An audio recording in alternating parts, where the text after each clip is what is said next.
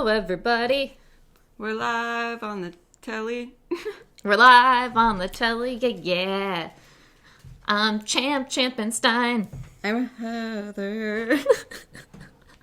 Clearly we don't sing. Yeah, and we won't do that to you. But welcome to Talk Comics to Me. It's Wednesday. The best day of the week, I guess.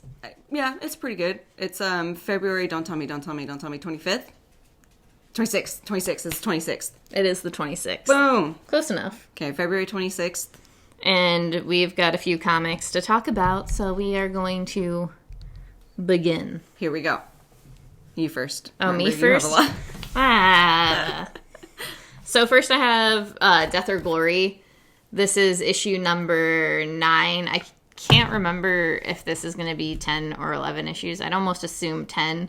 So it's wrapping itself up, and it's just... I cried. I think I'm a little emotional right now because of life, so that doesn't help me. But it got me a little bit in the feels. I read the little bit that made me cry to Heather, and it's just basically about, you know, the people that help raise you and the things they sacrifice for you, regardless of them being your actual family or not. And I don't know, we just also recently had this conversation. So to me, it just like hit home in a really nice way and also just like a heartbreaking way. And I don't know, I feel like this comic is going to ruin my feelings in the end. Oh, yeah. You're really good at picking those ones. Well, and it's Rick Remender, right? Yeah. So I asked for it, but... you knew you were going to get that. And that's one of my favorite things about Remender is he's just really good at writing, I guess, somewhat realistic in that way. You know, not everything is this, like, hard and punishing in life, as some of his books are, but, like, bad things do happen, and I think that's something that is important to, like, keep a hold of. So then I have Sex Criminals. This is issue number 27. Heather got the naughty cover. So Heather got the naughty cover for a reason, which was... I went to high school with the person that drew this cover. Their name is Odd. I've been saying It's Cook. It's Odd Cook. And I remember this because my theater teacher's name was Patsy Coe John, spelled the exact same way. So I assume that's how it was spelled. But the person who drew this, I was friends in high school with their older sister, and she said it's Cook. So, Odd Cook did this cover. Sorry, it was a whole thing. That's why I got it. And then this is just wrapping up all of Sex Criminals. And this issue kind of, I don't know, I don't really want to go back and read the last issues. So this kind of helped me fill in the blanks of what had happened in the last story arc where I couldn't quite remember. So that helps. Honestly, it's not like anybody can really jump in at this point. But one of my favorite parts of Sex Criminals is John and Susie, like the main two characters, is their relationship, just because it feels really authentic and real. And I don't know, it's even with their like breakups and ups and downs, it's relatable even to the extremes of it. I like when books can portray relationships realistically. Yeah, and it's interesting because, you know, you, like, see those aspects within people. Yeah, there's something really great about this book, even if, like, I've had its points where it's not my favorite thing. At its core, it's just, like, a really good read. The art is really good. And, you know, sometimes there's, like, butt jokes and stuff, so that's... We love butt jokes. We love butt jokes. They're so good. All right. You ready, dog? I got mine. Oh, yeah, I forgot. Okay. See, we were out of order, and now I forgot. We went out of order, sorry. Okay, so I have this one-shot. It's called Monstrous, Baba Yaga. Apparently there's a whole series of, like, Monstrous comics, but each one is, like, a different monster. That makes sense. I didn't know that. I just wanted this because I love Baba Yaga. I love the story of Baba Yaga and shit, and this one is so silly, it's insane. Yeah. But, it's just about Baba Yaga getting her cat killed, which is, you know, a witch is familiar as whatever animal. Hers happens to be a black cat, which is... Okay. Don't do anything different then. So, yeah, a group of 3 witches go into her chicken leg hut because they want to steal her power. So they kill her cat, steal her power, and then she's kind of left, like, dying, but not dead because she's fucking Baba Yaga. She can't die. Yeah. So she comes across this, like, inventor who, like, helps her and, like, brings her back to life, essentially, and, like, gives her these tools that she's been working on, like, weapons, and saying, like, well, all right, well, the witches' convention's in town. Like, literally, that's a thing that happens. It's a witches' convention. I love going to the witch convention. Yeah. And it's, like, it's super silly, like I said, because it just has, like, every weird witch that you could imagine. Like Medusa's in here, even though Medusa isn't even a witch. I get why they did it, but come on, let's be accurate here. Maleficent is in it. It's just really silly. So she goes to this witches convention and uses all the weapons that the inventor gave her and gets her fucking revenge. All right, cool. I love this kind of stuff. I think that's the only Monstrous one I'm going to get, though, because none of the other ones seem interesting. Okay. Ready? Yes. So we both have this brand new comic called Tomorrow. It's about the end of the world. Yeah. But told from the point of view of a boy who... Was I right when I had said that? Mm-hmm. He's a bit on the... Yeah, I mean, it says it, like, right within the first page. He's neuroatypical. Oh, yeah, that's right. Yes. So... He has a twin sister. He's trying to get into this school. He's a cellist. He loves classical music, like all that kind of stuff. He's really good at it. So he's going to what is it called? An audition. An audition, yeah. An audition to try to get into this fancy school or whatever. And his twin sister ends up staying at home. Some shit happens. The end of the world. Just a virus. Yeah, virus taking over. taking over. Yeah, but it's like killing. At this point, it seems like it's only killing the adults. Yeah, and it seems to be killing adults basically instantly. Like, no warning, and they're just dying or dead. Right. It tells his story. He's the main, like, overarching story is, like, what happens to him. But there's also this really cool thing where they do, like, 4 different people they're telling their stories. So obviously they're going to all meet up at, like, some point. Oh, yeah. Something's going to happen with them. But I thought that was interesting because it flows really well. You can't really tell necessarily. It read like a movie. Yeah, that's a good way to describe it. It's only 5 issues. I know that some post-apocalyptic stuff has just been, like, overly done. And some of the ideas inside of this book, story-wise, have been done. But I think it's done in a really, like, interesting and well-told way where you're not distracted by the story or not feeling like it's unoriginal by any means. Yeah, I love the characters that they chose for this because it's people that you don't normally see in, like, those types of movies. Mm-hmm. And I really do, I don't know, they did a really good job of introducing the characters and kind of having them grab you in, too. Mm-hmm. All right. Okay, I'll go. You go, and then I go, then you go, then you go. And then I have Far Sector. This is issue number 4. And the last issue... part of this planet is revolting because they want to be able to feel their emotions, and the police force basically shoots and kills a bunch of the protesters because they won't stop protesting, and the Lantern needs to stop them, tries to stop them, and it's a whole thing, a whole talk, but in the end you kind of learn that this woman's husband had died, and she can't feel any of the emotions of having that happen. Does she want to? Is that her and issue? And she wants to. She wants to be able to grieve, and that really hits. I don't know. It's an interesting idea that I really enjoyed. But basically, this government we've been doing this for years on years and years. Basically, once the people rise up and revolt, murder a bunch of them, and then peace survives, and everybody goes back to taking their emotion drugs, or being emotionless and not caring. So it's just because they know what happens. Yeah, and it's just been a cycle. And I don't know why I'm blanking on the main character's name right now. It's really making me mad.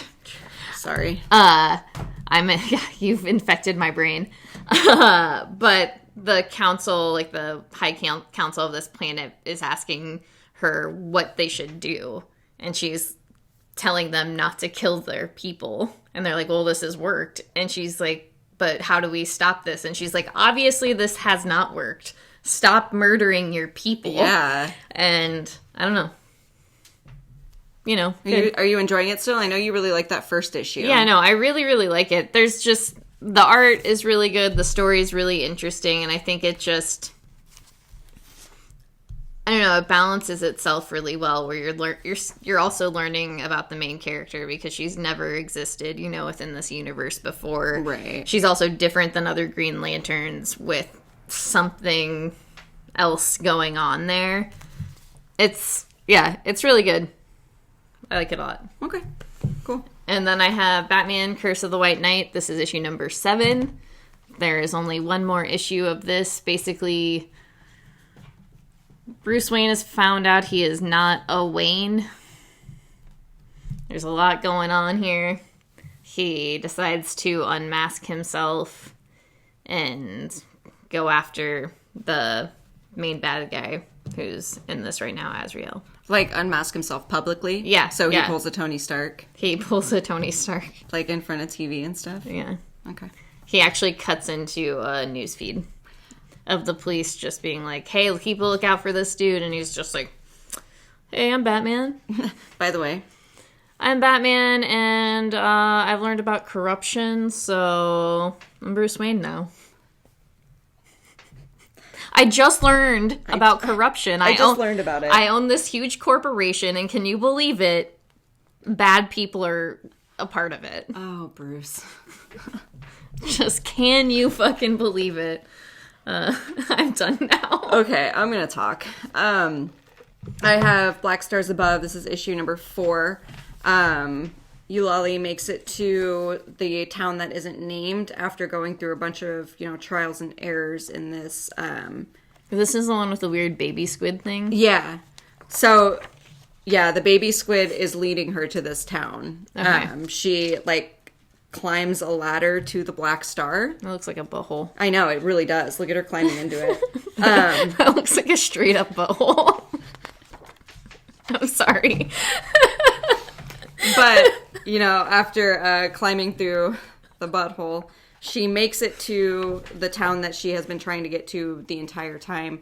But she realizes it's not exactly what it's supposed to be because she climbed through this portal, essentially, into the world beyond the Black Star. But that is what the little squid thing was trying to get her to do. And when she gets there, everyone's like, oh, you're finally here. We've been waiting for you. And she thinks they're talking about the squid, but they're talking about her. Is that the last issue? I think there's one more. Okay. I'm not quite sure, because they could end it here and it would still be, it would be really good. Yeah.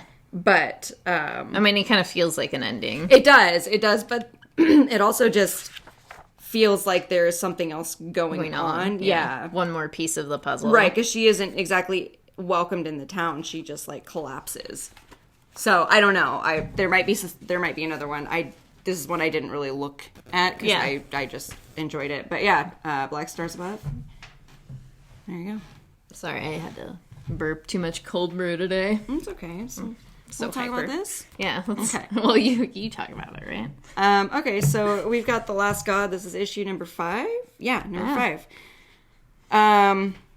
In this issue, you kind of learn the origins of their god system. You figure out who Mol-Ultep is, who, in the beginning of this series, is the god that kind of destroys everything. He's the reason why they're on this quest. And they figure out how to access the Black Stairs. Yes. Yes. There is some... I believe so. That's what I thought was happening, but there was a lot that happened in this issue. Yeah, but it really was. Yeah, there's a lot of betrayal and backstabbing in this. But yeah, there's a person named Skull who is a human alkalite of the guild that they're talking to here. And she. Yeah, she. I don't know. Because they call her a little girl. Okay. But yeah, she takes them there to show them the room of all the artifacts and stuff, and the doors to the vault with what they need in it can only be opened with the blood of an Alvin. I would say Alvin, yes, and Vico, who is the woman who has been there from the very beginning. She's like the mage person that they have. She's one of the only people who has that kind of blood. Her and her son who are there. So she's not okay with that. She'll full though. Yeah. That. But yeah, this book is really good, but it is kind of confusing because there is so much information. And I think it's also just like lots of fantasy. Like their names are a lot. Yeah. And thankfully with this, in the next few months, there's going to be a book it's a source book for The Last God. So yeah, that hopefully will be very helpful. I would suggest if you want to read this, wait for that to come out first. And then that way, like as you're reading it, you can reference the source book and get the information you need from it because it is difficult. Yeah, and I think the other like difficult but cool part of this is that it flashes back and forth 30 years. So there is a little like marker for that, but if you miss it, sometimes you're just you just kind of head into the next little like 30 years and you're just like oh shit, time has changed. Yeah, because sometimes it'll say 30 years previously or 30 years later, but sometimes it won't. So. Yeah, it just has little symbols. Yeah. So yeah, just that's another part of it, but it is really good and it is really interesting. Just a lot of just really dense, like some fantasy can be.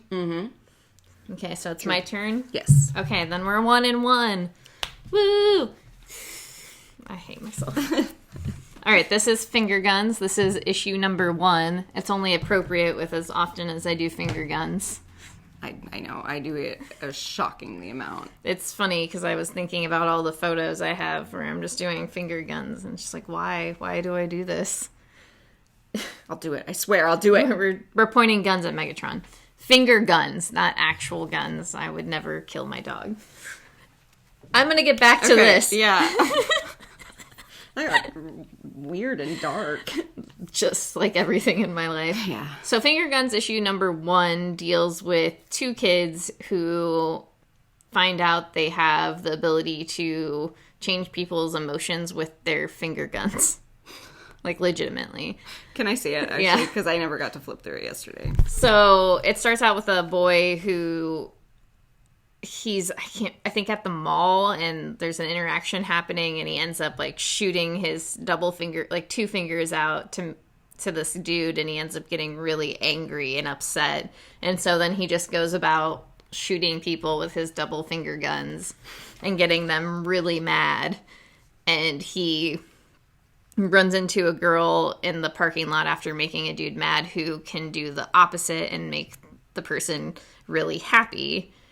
And that's just with 1 finger. So then they kind of interact with each other and talk about their powers, and you are a little more introduced to the characters and what's going on in their lives potentially. So it was good. I thought the writing kind of at first was a little bit weak. It did kind of develop itself into the issue, and I think, figured itself out a little bit better. It looks really cute. Yeah, it is very, very cute. That is one thing I will say, and the art was really great. I will probably at least pick up the next issue just to kind of see what happens, because they did do a good job of introducing that. And I would like to know, is there like more emotions that they can control with these finger guns, and are there more people who can do these sorts of things, and all the questions. All the burning questions. So many questions.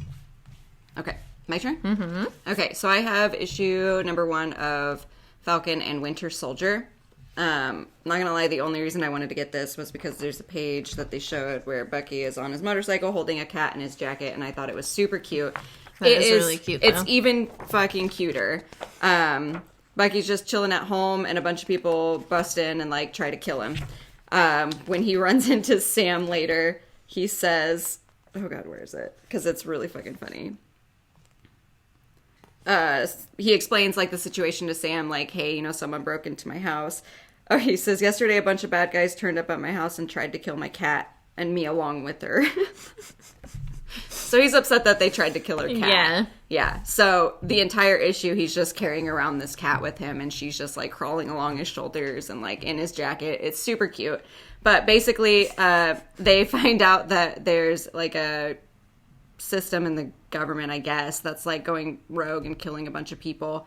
So they're trying to find this woman who somehow survived, or she didn't show up at the office where there's, like, a huge massacre and stuff. So they go to find her to, like, try to figure out, like, well, what happened? Like, why are all these people dead? And some weirdo fucking kid shows up and he's like, I killed him. And then he fights with them, like, it's insane. He's, like, 8 years old and he's, like, fighting with them. And he's like, I don't want to kill you because you guys are my heroes.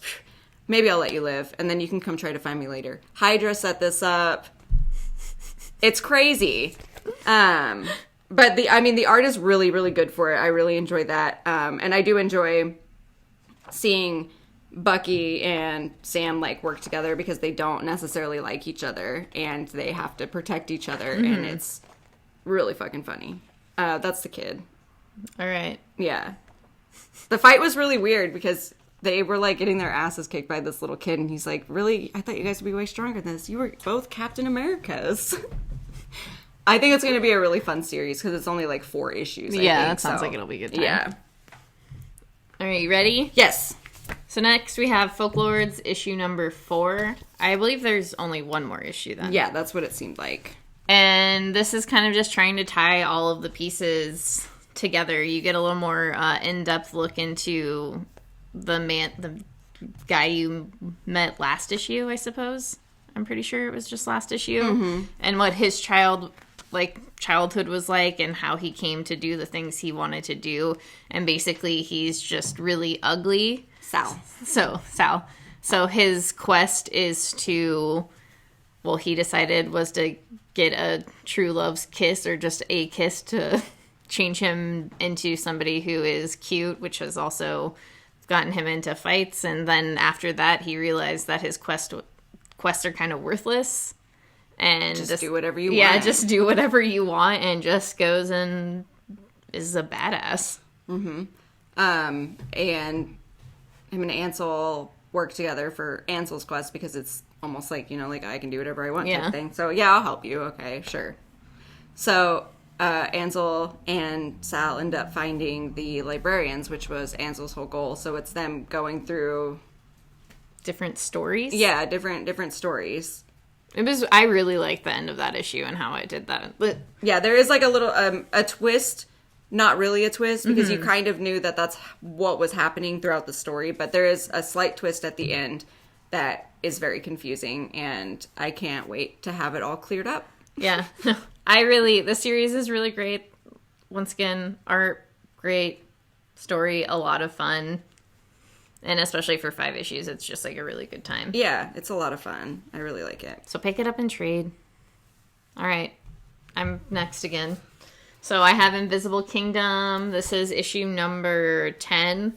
This is the end of the second story arc, and I didn't really like the story arc very much. And I think maybe just because it dealt with, like... Sorry, I didn't mean to touch you. No, that was me. I was, like, reaching my foot towards you. Dealing a lot with the relationship between Grix and... God, why am I? Seriously, I'm blanking. Vess, yeah, that's what I thought. Dealing with their relationship and how Vess has, like, attached herself or, like, fallen in love with Grix. And it's just... I don't know. I just didn't really like it. It felt like forced a little bit, I guess, is the only way to describe it. But it was interesting still. I will finish it up since there's only one more story arc, and I've made it this far anyway. It's not bad. Yeah. And it doesn't start till June, so I've got time. Yeah, plenty of time. Okay, my turn? Okay, so I have George R.R. Martin. This is A Clash of Kings. This is part 2 of the series, The Clash of Kings, issue number 2. This mostly just focuses on... Part 2. Yeah, part 2. It's Arya Harrenhal. Okay. So that's that part of the story. And again, it's just like a comic version of the book of the TV show. So, if you've done one, you've done them all. I just really miss Game of Thrones, so... Same. All right. And now we have all of the Xmen books. So I guess Heather read 3 of these, and then I read one on my own, and I also bought 2 of them that she didn't get. Because she's not a true X-Men fan. Look, if you ain't got Nightcrawler, Gambit, or Rogue, or the Jean Scott Logan sandwich, then I'm not into it. So first I'll start with Giant Size X-Men, Jean Grey, and Emma Frost. This was easily one of the most beautiful comic issues I have ever laid eyes on in my entire life. I feel like that seems like an exaggeration, but I am not kidding you. I 100% agree. And holy shit, I don't know how I didn't notice that way earlier. I didn't notice it either. That's cool. Yeah. That's cool. That's cool. I've only looked at this cover countless times and have never focused in on that. Regardless, in this issue, you don't have any words. You find out something is wrong with Storm, and Jean and Emma enter her mind to try to figure out what is going on. Like, I thought Matt Wilson's colors were amazing and impeccable in White Trees, but this holds nothing. I know. He's this is so just good. like, I wish the colors he made in fake life existed in real life. Like, I could see them all the time, all around me, because they're just... it's something to take. Yeah, it's something to take in. Even though this is on paper, it just felt like it came out, and the art and the colors, I think, helped just do such a good job of showing what was happening in the issue without any words. So yeah, I would definitely suggest picking it up. I'm kind of mad that I didn't. Yeah, I think you're a fool if you don't. I was kind of upset at you, like, why wouldn't you do this? But I also get it. Yeah, I just had too much stuff. Yeah, no, and I 100% understand. Yeah. And I think this would have been one I would have passed on if not for Russell Donnerman. Right. And that's really what sold the book to me, so... And honestly, like, I should have known, because they did a lot of War of the Realms stuff together, and I loved that, so... Sorry. That was my bad. But yeah, this is one to pick up, even if you aren't even reading any X-Men. I suppose the one thing you might want is a little translation card, because there is a lot of the Krakoan language in here that you will need to translate, or if you choose to translate. But otherwise, don't really need to have any story background to just like flip through it and look at it, because it's... If you're familiar with the characters, then that's all you really need. It's real pretty. Yeah. And then next we have X-Men Fantastic Four. I had a double chip week. All I gotta say is, like, if the Fantastic Four came at me for some bullshit, I'd be pissed. I just don't understand. Like, I just need to chill out. I just feel like everybody needs to calm the fuck down. And I understand, like, your child's at stake here, but also you've been kind of a shithead and just going, like, full board and attacking the X-Men. I don't know, there's just been, like, a lot of people are like, well, they were being aggressive, and I don't feel like they were being aggressive. I feel like they're just, like, posing. They were being intimidating. Yeah. That was it. They weren't being aggressive. This is the only time that I will ever say this. I agree with what Scott wanted to do. I thought he was very reasonable in that, like, all right, well, we need to figure out a gentle way to take care of this, because the fuck, guys. Yeah. What are you doing? Yeah, it's, I suppose I'm not a parent, so I don't understand. Hell no. But from what all my friends as parents tell me, they would be stoked if their kid was gone. I just feel like you've fucked up your son's life a little bit, in my opinion. And is it really that hard to believe that they would run away from you? Because I don't think it would be. I think if I was Franklin Richards in this scenario and found that out, I would be like, fuck you. I'm going to go do what I want. I don't even give a shit about you anymore. You're dead to me. Right. And there were so many ways that they all could have handled it too, but, like, if I was him, I would have been like, I'll contact you when I'm ready. Until then, leave me alone. Yeah. So I suppose the downfall is that, but Doom! Oh, yeah. Doom Island! While Franklin Richards has, we went off on the wrong direction. Yeah, didn't even, like, tell about the story at all. We told a little bit. Yeah. So Franklin Richards has run off with the Marauders, and then they have been picked up by Doom and taken to Doom Island. Insert Doom. Doom. They have very good conversations with Uncle Doom. Yeah, it's good. I really do like this book, even though it sometimes makes me oddly angry at the same time. Yeah, I cannot abide by the Fantastic Four. Yeah, they're really fucking with me right now. The Richards family can eat one. It's because they're rich, right? That is, yeah. They're entitled. They're bratty. On that note, I'm just gonna talk about New Mutants real fast. It's probably a good idea. This is New Mutants. This is issue number 8. I go back and forth on liking this book because I didn't really like this issue that much. But then there was like the one story arc with Beak, and I like the ending of that a little bit. I don't know. There's just it does like I do like the fact that it is 2 different writers and 2 different stories, but at the same time, I think it kind of it takes away from the power of one. Yeah, exactly. That is the best way to phrase that. I know how that goes. So it's like I like it, but it can also be the downfall. So that's how Avengers is going right now because there's 2 writers on that, Jason Aaron and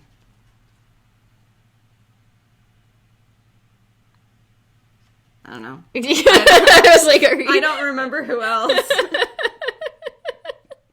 Who is that? Fuck.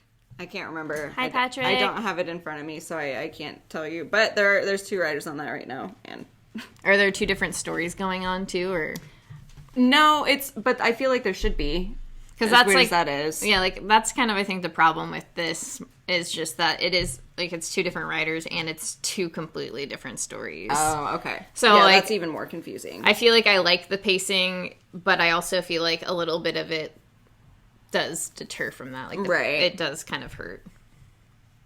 Okay. Those are my words. There was words spoken, said. Spoken word. Spoken word. This is spoken word now. Okay, so next we have Xmen. This is issue 7. Lots of Xmen today. I have been waiting for an issue like this since House and Powers. Out of all the X-Men books, I just wanted like a conversation with Kurt, just like anything more than just like, oh, there he is, he's in that panel. And this, I mean, he does make a really great appearance in House and Powers, where him and Logan have that scene together. Yes. But I mean, like that's what I've been waiting for, like since then. Like, okay. I just with the Dawn of X or whatever, there's been like no Nightcrawler. Yes. And why? I know your love of Nightcrawler. Yes. Yes. So this issue has a lot of him. It's really, really good. That he has this really good conversation with Scott about his beliefs and whether or not, the mutants are doing the right thing and just all these questions that they have because of an event that is taking place. Yes. I don't want to give away too much because I feel like if you haven't read it yet. Yeah, I think the important thing is it's called The Crucible. Yeah. And it is a very questionable sort of act. It's basically the mutants trying to decide how to basically resurrect mutants that had to deal with the fallout of like House of M, mm-hmm. or the M days, and when Scarlet Witch said no more mutants and took away certain millions of mutants' powers. And so they're dealing with the idea that these mutants can be on Krakoa, but they're also still human, and they also feel like they're not whole. So they're trying to figure out how to deal with that because they won't resurrect mutants who are already alive, so they have to die. Mm-hmm. So yeah, it's a whole question of faith, and Nightcrawler's got a lot of that. And I think like morality and just, I don't know, it does bring a lot, like this issue is really great because I do think it does bring a lot of questions into the forefront of just what are they truly doing and what is their end goal here. And stop. Okay, sorry. Yeah, and like if they do have that ability, not necessarily if it's like right or wrong, but like why should they have that ability to do that? Mm-hmm. And playing God and like all that kind of mm-hmm. stuff, which I don't know. I really enjoyed this issue. I thought it did bring a lot of questions about. Because, when we're reading a story about a certain group of people, we always assume that, like, oh, so we're reading the story from the good guy's point of view. Mm-hmm. You never take any of that other stuff into consideration until like they're brought up, and then it's like, well, okay, maybe they're not exactly good people, but they think what they're doing is good for themselves. And I just think it's really interesting to get that part of the story and to have them question themselves over it. Yeah. And I actually have one more book because I read X-Force. Oh yeah, that's right. Okay. I don't remember what issue that is. 8? 7. It was 7. Okay. I'm pretty sure it's number 7. I'm gonna. Because I feel like these were coming out on the same weeks. Well, it's New Mutants 8.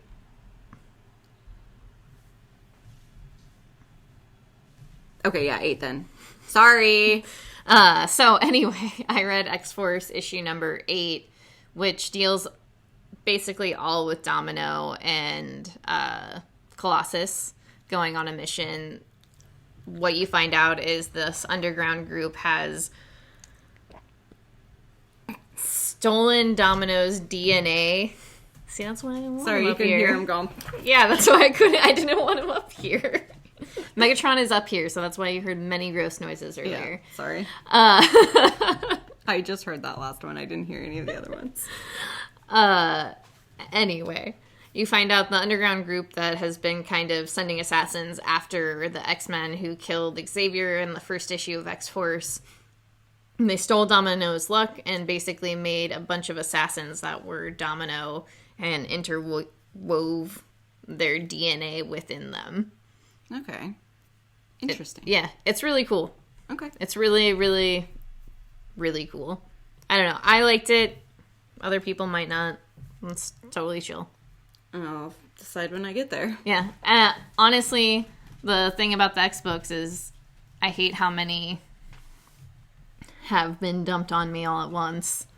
But I do, and I basically enjoyed every single one of those books. Yeah, it's very frustrating because I also have a lot of them, and I'm like, oh, I'm going to take this one off, and then it gets really good, and then I'm like, well, I can't miss what's happening. Yeah. So then I keep it on. And that's like the nice thing about like the X-Men Fantastic Four is it's only 4 issues, Right. like, you know. So we'll see. Anyway, that's Wednesday now. That's all we've got. Thanks for listening. Thanks for coming. And next Wednesday will be weird. I'm going to be in Austin, Texas.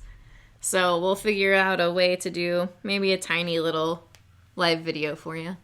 Yes. If not, I will be here in this chair, and I will pretend to also be Champ. So That'll be the best. yeah, that'll be. I've been working on my like improv and stuff, so we'll see how it goes. Either way, you'll see us next week. Go buy comics. Go have a great week. We love you.